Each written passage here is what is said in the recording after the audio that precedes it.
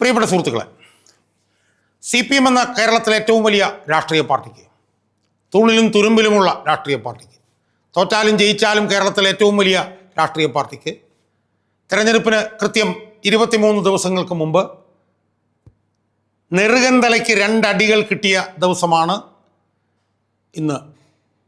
March 16 എന്നാണ് ഞാൻ വിശ്വസിക്കുന്നത്.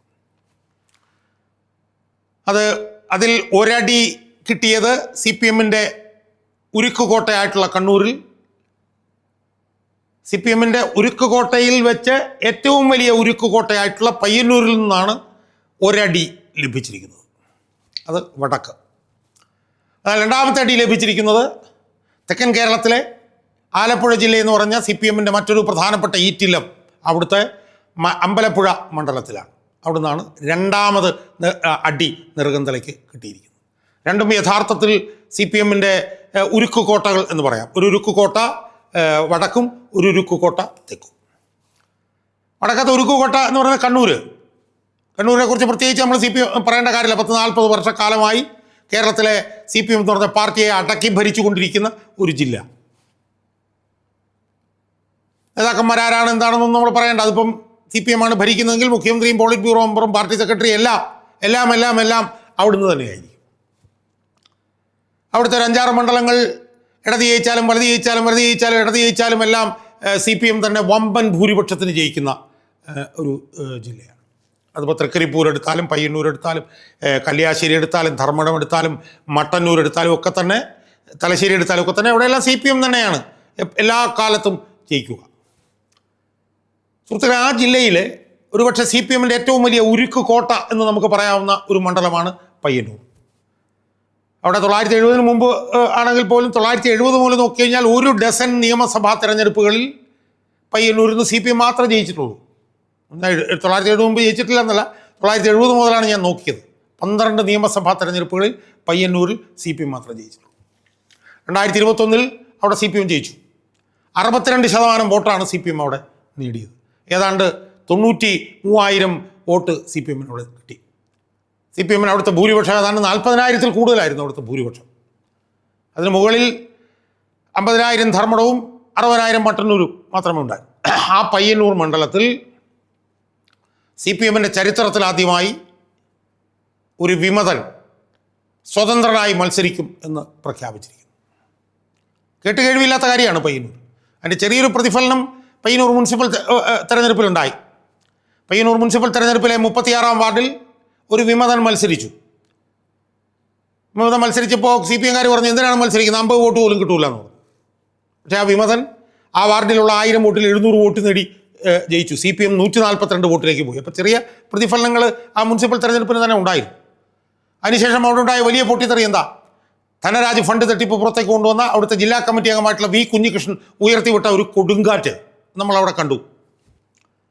കുഞ്ഞികൃഷ്ണൻ ഫണ്ട് തട്ടിപ്പുമായി ബന്ധപ്പെട്ട വിഷയം ഉയർത്തിക്കൊണ്ടുവന്നു. കുഞ്ഞികൃഷ്ണൻ പാർട്ടി പുറത്താക്കി. അതിനുശേഷം ഉണ്ടായ സംഭവങ്ങൾ നമ്മൾ കണ്ടു. കുഞ്ഞികൃഷ്ണൻ എഴുതിയ അണികൾ നേതൃത്വം തിരുത്തണം എന്നുള്ള പുസ്തകം, അതിന് കിട്ടിയിട്ടുള്ള വലിയ പിന്തുണ, അവിടുത്തെ പാർട്ടിക്കകത്ത് നിന്ന് P. കുഞ്ഞികൃഷ്ണന് കിട്ടിയിട്ടുള്ള വലിയ പിന്തുണ, അതെല്ലാം നമ്മൾ കണ്ടതാണ്. CPM വിവസ്ത്രരായി പയ്യന്നൂരിൽ നിൽക്കുന്നത് നമ്മൾ കണ്ടു. CPM വിവസ്ത്രരായി കണ്ണൂർ ജില്ലയിൽ നിൽക്കുന്നത് നമ്മൾ കണ്ടു. ഇന്നിപ്പോൾ എന്താ സംഭവിച്ചിരിക്കുന്നത്? ഇന്ന് ഞാൻ ഈ വീഡിയോ ചെയ്യുന്ന ഇന്ന് രാവിലെ 10 മണിക്ക് V. കുഞ്ഞികൃഷ്ണൻ ഒരു പത്രസമ്മേളനം നടത്തിയിട്ട് ആ പത്രസമ്മേളനത്തിൽ വെച്ച് താൻ സ്വതന്ത്രനായി മത്സരിക്കുകയാണ് എന്ന് അദ്ദേഹം പ്രഖ്യാപിച്ചു. അദ്ദേഹം പയ്യന്നൂരിൽ സ്വതന്ത്രനായി മത്സരിക്കുകയാണ്. അദ്ദേഹം പ്രഖ്യാപിച്ചിരിക്കുന്നു.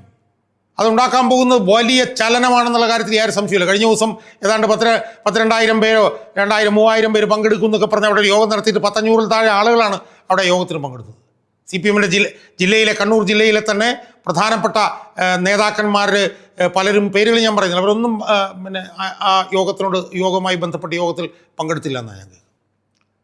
അപ്പോൾ പയ്യന്നൂരിൽ 42,000 വോട്ടിനാണ് CPM 2021 വിജയിച്ചതെങ്കിലും ഈ V. കുഞ്ഞികൃഷ്ണൻ മത്സരരംഗത്ത് വന്നതോടുകൂടി CPMൻ്റെ പിന്നെ പയ്യന്നൂരിലെ വിജയം പോലും തുലാസിലായിരിക്കുന്നു എന്നാണ് CPMകാർ തന്നെ പറയുന്നത്. യഥാർത്ഥത്തിൽ പയ്യന്നൂരിൽ നിന്ന് ഈ V. കുഞ്ഞികൃഷ്ണൻ കൊളുത്തിവിട്ട തീ ഉണ്ടല്ലോ, അത് കണ്ണൂർ ജില്ലയിലെ എല്ലാ മണ്ഡലങ്ങളെയും ബാധിച്ചാൽ പോലും സംശയമില്ല എന്ന് പറയുന്നവരുണ്ട്. എന്ന് മാത്രമല്ല അവിടെ വേറെയും പ്രശ്നങ്ങളുണ്ടല്ലോ. ഞാൻ പറഞ്ഞല്ലോ, കെ ശൈലജ CPM-ൽ ഏറ്റവും കൂടുതൽ ജനകീയ പിന്തുണയുണ്ടെന്ന് CPM-കാർ പറയുന്ന വനിതാ നേതാവാണ്. അവരെ മട്ടന്നൂർ എന്ന് പറഞ്ഞ ഉറച്ച മണ്ഡലത്തിൽ നിന്ന് പേരാവൂർ എന്ന് പറഞ്ഞ തോക്കുന്ന മണ്ഡലത്തിൽ കൊണ്ടുവന്ന് നിർത്തി. അതിനെതിരെ വലിയ എതിർപ്പ് അവിടെയുണ്ട്. CPM-ന്റെ സംസ്ഥാന സെക്രട്ടറിയുടെ ഭാര്യയാണെന്നുള്ള ഒറ്റ കാരണം കൊണ്ട് ഒരു ജില്ലാ കമ്മിറ്റി അംഗമായിട്ടുള്ള PK ശ്യാമളയെ ഏറ്റവും വലിയ ഉറച്ച സീറ്റായിട്ടുള്ള തളിപ്പറമ്പിൽ കൊണ്ടുവന്ന് നിർത്തി. അതിൻ്റെ എതിർപ്പ് അവിടെയുണ്ട്. ഫസൽ വധക്കേസിൽ പ്രതിയായിട്ടുള്ള കാരായി രാജനെ തലശ്ശേരി കൊണ്ടുവന്ന് മത്സരിപ്പിച്ചു. ഷംസീർ എന്ന് പറയുന്ന സ്പീക്കറായി ഭേദപ്പെട്ട പ്രവർത്തനം നടത്തിയ ഷംസീറിനെ മാറ്റി. അപ്പോൾ ഇതെല്ലാം കൂടെ ചേർന്ന് കണ്ണൂർ ജില്ല വലിയ തോതിലുള്ള ഒരു പ്രതിസന്ധിയിലേക്ക് പോവുകയാണ് CPM. അതിന് ഏറ്റവും വലിയ ഒരു ചാലകശക്തിയായി മാറാൻ പോകുന്നത് വി കുഞ്ഞികൃഷ്ണൻ്റെ പയ്യന്നൂരിലെ സ്ഥാനാർത്ഥിത്വമാണ്. അതാണ് വടക്ക്. തെക്കെന്താ സംഭവിച്ചത്? തെക്ക് നമ്മൾ കണ്ടു. തെക്ക് ഒരുപക്ഷെ ഏറ്റവും കൂടുതൽ സുശക്തമായിട്ടുള്ള പാർട്ടി സംവിധാനമുള്ള ഒരു ജില്ലയാണ് ആലപ്പുഴ ജില്ല. തെക്ക് പാർട്ടി ഉണ്ടായ ജില്ലയാണ്. തിരുക്കൊച്ചിയിൽ ഞാൻ നേരത്തെ ഒരു വീഡിയോയിൽ സൂചിപ്പിച്ചതുപോലെ ആദ്യത്തെ ട്രേഡ് യൂണിയൻ പണിമുടക്ക് നടന്ന സ്ഥലമാണ് ആലപ്പുഴ. 50 പൈസ കൂലി കൂടുതൽ ആവശ്യപ്പെട്ടുകൊണ്ട് നടത്തി വിജയിച്ച ആദ്യത്തെ ട്രേഡ് യൂണിയൻ സമരം നടന്ന ജില്ല. VS-നെ പോലുള്ള പ്രഗത്ഭരായിട്ടുള്ള നേതാക്കന്മാർ ഉദയം ചെയ്ത ജില്ല. ആ ജില്ലയിൽ 63 വർഷം പാർട്ടി അംഗത്വവും 40-ലധികം വർഷം കാലം സംസ്ഥാന കമ്മിറ്റിയിലുണ്ടായിരുന്ന നേതാവുമായിട്ടുള്ള ഒരുപക്ഷെ തെക്കൻ കേരളത്തിലെ ഏറ്റവും പ്രധാനപ്പെട്ട നേതാവായിട്ടുള്ള ശ്രീമാൻ ജി സുധാകരൻ ഏതാനും ദിവസങ്ങൾക്ക് മുമ്പ് പാർട്ടി വിട്ടത് വലിയ തോതിലുള്ള പ്രതിസന്ധിയിലേക്ക് അവിടുത്തെ പാർട്ടിയെ കൊണ്ടുപോയി. ഇന്നിപ്പോൾ എന്താ സംഭവിച്ചത്? ഇന്ന് UDF ജി സുധാകരന് പിന്തുണ കൊടുക്കാൻ തീരുമാനിച്ചിരിക്കുന്നു. അത് ആലപ്പുഴ ജില്ലയിൽ വലിയ ചലനം സൃഷ്ടിക്കുന്ന കാര്യത്തിൽ ആരും തർക്കവുമില്ല. വി കുഞ്ഞികൃഷ്ണൻ്റെ സ്ഥാനാർത്ഥം കണ്ണൂർ ജില്ലയിൽ എന്ത് പ്രത്യാഘാതമാണോ സൃഷ്ടിക്കാൻ പോകുന്നത്, അതിനൊപ്പമോ അതിനേക്കാൾ കൂടുതലോ പ്രത്യാഘാതം ആലപ്പുഴ ജില്ലയിൽ ജി സുധാകരൻ്റെ സ്ഥാനാർത്ഥിത്വം ഉണ്ടാക്കാൻ പോകുന്നുണ്ടെന്നുള്ള കാര്യത്തിൽ ആരും തർക്കവുമില്ല. തെക്കൻ കേരളത്തെ മൊത്തത്തിൽ തന്നെ ജി സുധാകരൻ്റെ സ്ഥാനാർത്ഥിത്വം CPM-നെ ദോഷകരമായി ബാധിക്കാനുള്ള ഒരു സാധ്യതയാണ് നമ്മൾ ഇപ്പോൾ കാണുന്നത്.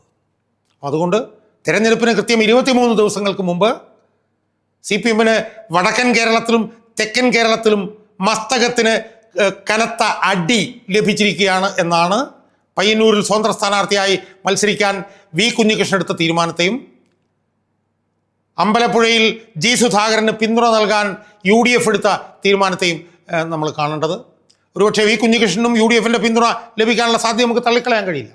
അതുകൊണ്ട് തന്നെ CPM ഈ വരാൻ പോകുന്ന തെരഞ്ഞെടുപ്പിൽ വലിയ ഭീഷണി അവർ നേരിടാൻ പോവുകയാണ്.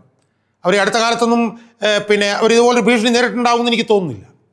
കാരണം CPM-ന് അകത്തുനിന്നൊരു പൊട്ടിത്തെറി ഈ കഴിഞ്ഞ തെരഞ്ഞെടുപ്പുകളിലൊന്നും ഉണ്ടായതായിട്ട് നമുക്കറിയില്ല. എന്നാൽ ഇപ്പോൾ എന്താ സംഭവിച്ചിരിക്കുന്നത്? ഇപ്പോൾ എത്ര പേര് CPM-ൽ നിന്ന് പോയി? ഐഷ പോറ്റി CPM-ൽ നിന്ന് പോയി, PK ശശി CPM-ൽ നിന്ന് പോയി, S രാജേന്ദ്രൻ CPM-ൽ നിന്ന് പോയി, ജി സുധാകരൻ CPM-ൽ നിന്ന് പോയി. അവരൊക്കെ CPM-ൽ നിന്നാണ് പോയത്. അപ്പോൾ ആ നിലയിൽ വലിയ പൊട്ടിത്തെറി CPM ഈ തെരഞ്ഞെടുപ്പിൽ നേരിടാൻ പോകുന്നു എന്നുള്ളതിൻ്റെ വ്യക്തമായിട്ടുള്ള സൂചനയാണ് വടക്കൻ കേരളത്തിൽ നിന്നും തെക്കൻ കേരളത്തിൽ നിന്നും തെരഞ്ഞെടുപ്പിന് വെറും 23 ദിവസം മാത്രം മുമ്പ് CPM-ന് കിട്ടിയ ഈ 2 മുഖമടച്ചുള്ള അടികൾ എന്ന് കാണാൻ നമുക്ക് കഴിയണം.